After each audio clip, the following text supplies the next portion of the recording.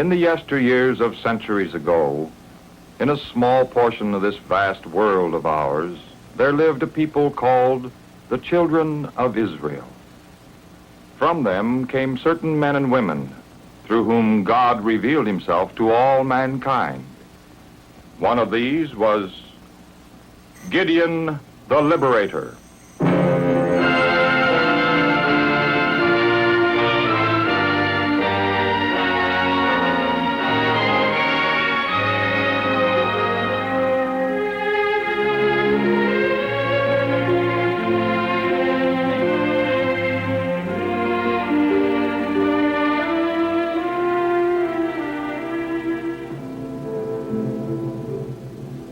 God had given the people of Israel the land of Canaan, as he had promised. Under Joshua, the Israelites served the Lord and enjoyed his blessings. But as time went on, they made friends with the heathen tribes of Canaan and began to worship their idols. Chief among these was Baal, and the more the Israelites bowed down to the idol, the more trouble came upon them. Midianites, a fierce desert people from the countries southeast of Israel, invaded the land, robbing and destroying, taking away even the crops and animals, so that nothing was left for the people to eat. Many of the Israelites fled to the mountains and lived in caves like frightened animals. In their trouble, the Israelites remembered God and again cried to him for help. Then the Lord Jehovah sent a prophet to remind the people that they had brought all this trouble upon themselves. Thus said the Lord, the God of Israel, I led you up from Egypt and brought you out of the place where you were slaves.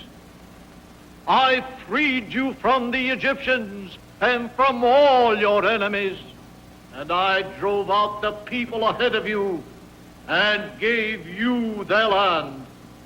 And I said to you, I am the Lord your God. Do not worship the gods of the Amorites in whose country you are living. But you have not obeyed the Lord. The Israelites knew that the prophet had spoken the truth, and many of them were sorry and repented for the way they had broken God's commandment by worshiping the idols of the Amorites. Then God, in his mercy, planned to send someone to deliver them.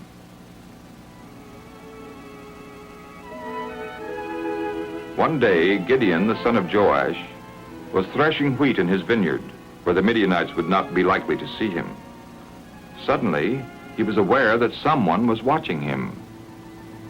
An angel of the Lord had come to bring Gideon a message, but at first Gideon did not realize that this was a heavenly visitor. The Lord is with you, you mighty man of courage.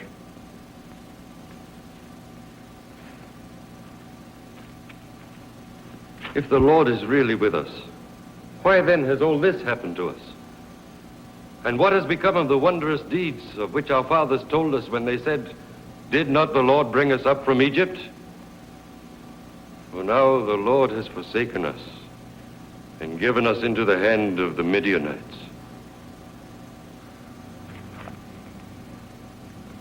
Go in this might of yours and save Israel from the Midianites. I am sending you, am I not?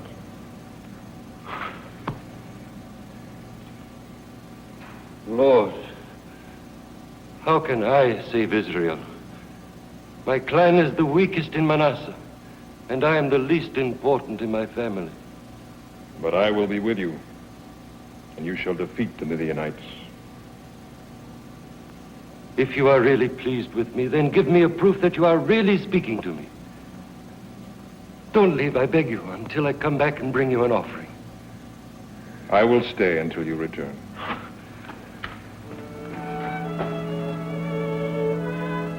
When Gideon returned with gifts of bread, meat, and broth, the angel of the Lord told him to place the bread and meat on a rock and pour the broth over them.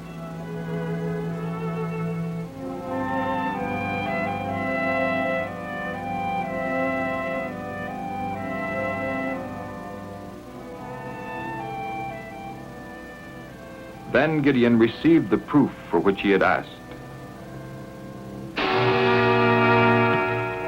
just as the burning bush had been a sign of God's presence to Moses, so the flaming food convinced Gideon that this was the Lord who was with him. But when Gideon turned to him again, the angel had disappeared.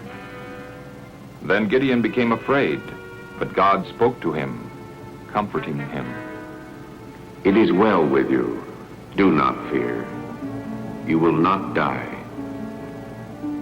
Then Gideon built an altar at that place and called it Jehovah Shalom, which means the Lord is peace.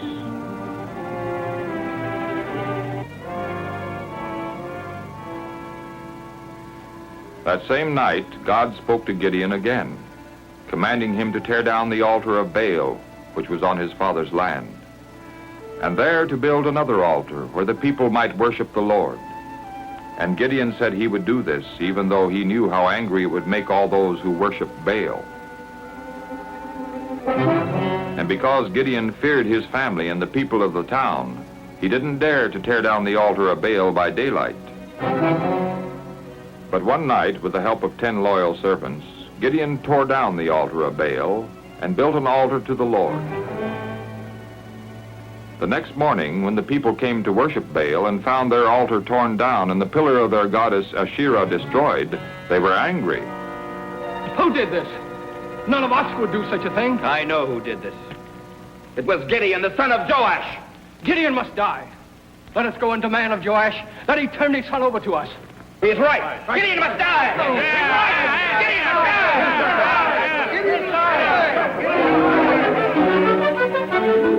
So the worshippers of Baal hurried to Joash and demanded that he bring Gideon out to them, that they might kill him.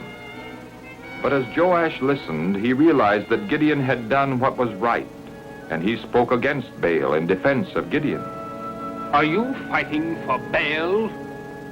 Are you going to save him?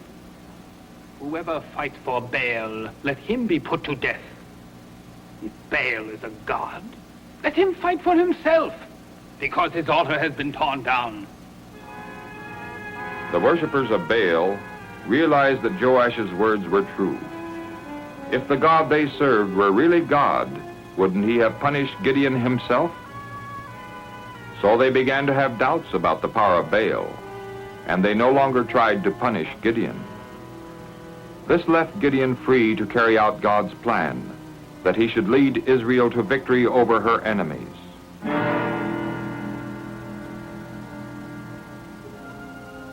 Gideon's task was not an easy one.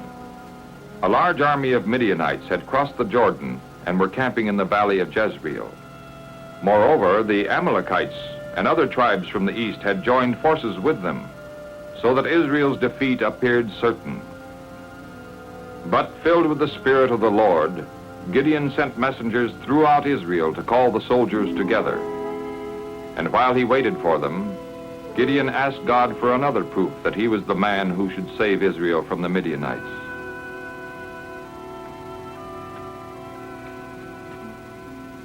If you really are going to use me to save Israel, as you said, then give me a proof. I will lay a fleece of wool on the threshing floor. If dew falls only on the fleece and the ground all around it is dry, then I'll know that you will save Israel by me, as you have said.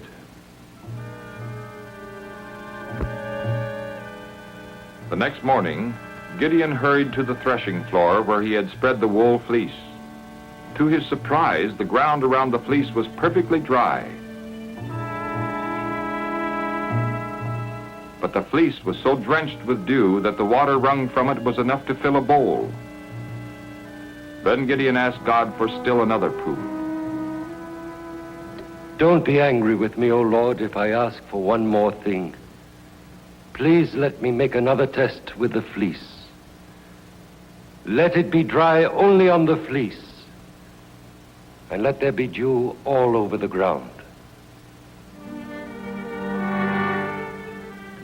The next morning, Gideon again hurried to the fleece. This time, all the ground around was wet with dew, and only the fleece was dry. Then Gideon knew that God was ready to help him lead his people to victory.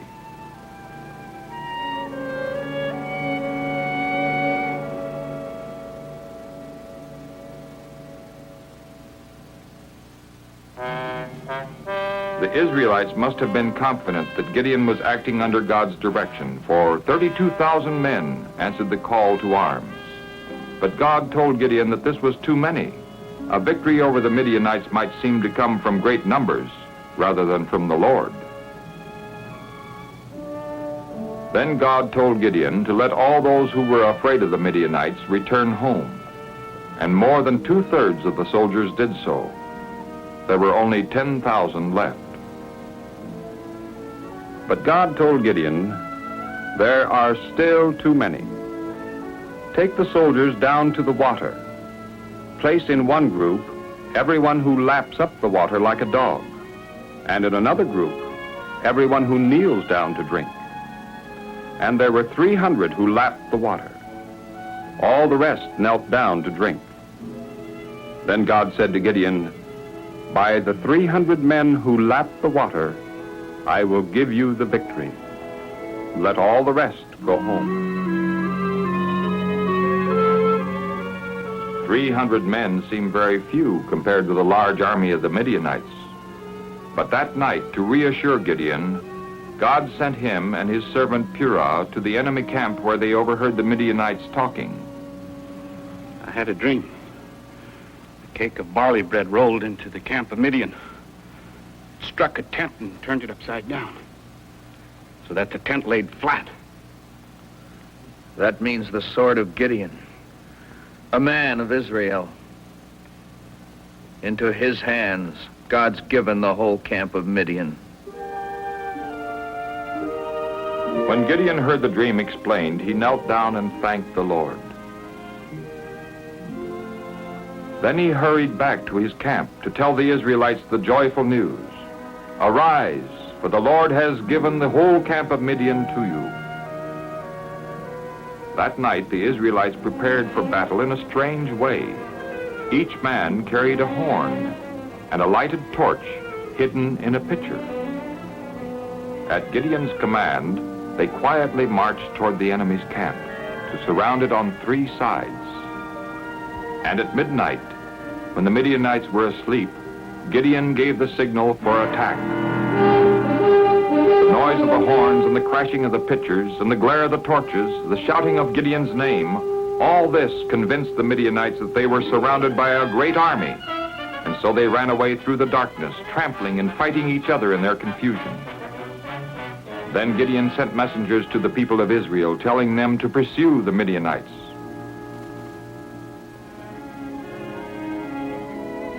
And so Gideon and his people won a great victory, and once more, peace came to Israel.